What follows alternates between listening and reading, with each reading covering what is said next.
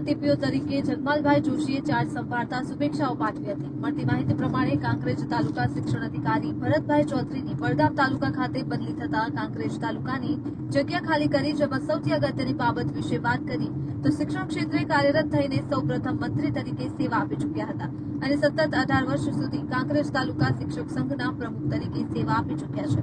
ત્યારે હવે જિલ્લા શિક્ષણ અધિકારી ડોક્ટર વિનુભાઈ પટેલ અને પૂર્વ તાલુકા શિક્ષણ અધિકારી ભરતભાઈ ચૌધરી સાથે કાંકરેજ તાલુકા શિક્ષક સંઘના પ્રમુખ જયરામભાઈ જોશી, મંત્રી તેજાજી પરમાર સાથે જિલ્લા પ્રાથમિક શિક્ષક સંઘના ઉપપ્રમુખ દશરથજી ઠાકોર અને સમગ્ર કાંકરેજ તાલુકાના શિક્ષકો દ્વારા હાલમાં જિલ્લા પ્રાથમિક શિક્ષક સંઘના સિનિયર મંત્રી જગમાલભાઈ જોશીને કાંકરેજ તાલુકા શિક્ષણ અધિકારી તરીકે ચાર્જ સોંપવામાં આવ્યો અને દરેક પ્રાથમિક શાળાના આચાર્ય અને શિક્ષકો દ્વારા કુમકુમ તિલક કરી, ફૂલહાર પહેરાવી, ગોળધાણા ખવડાવી મોં મીઠું કરવામાં આવ્યું હતું। જોકે કાંકરેજ તાલુકાના નવા ટીપીઓ તરીકે જગમાલભાઈ જોશીને મૂકવામાં આવતા જ કાંકરેજ તાલુકા શિક્ષણ સંઘ અને સમગ્ર કાંકરેજ તાલુકામાં ભારે આનંદની લાગણી ફેલાઈ છે।